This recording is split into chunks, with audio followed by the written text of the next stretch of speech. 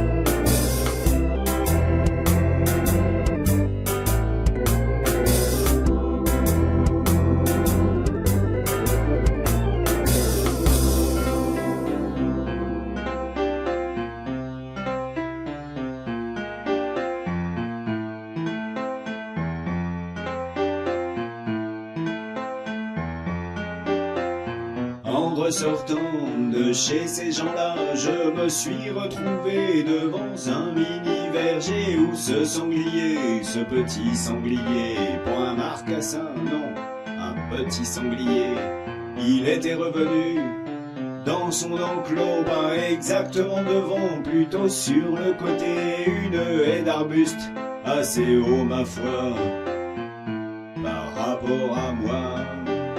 Par rapport à l'ensemble et sur les côtés que de la clôture, donc on pouvait y voir de l'extérieur tout ce qui se passait dans l'enclos. On pouvait y voir, on pouvait bien le croire, ce petit sanglier avait bien dû avoir envie à un moment de rentrer chez lui.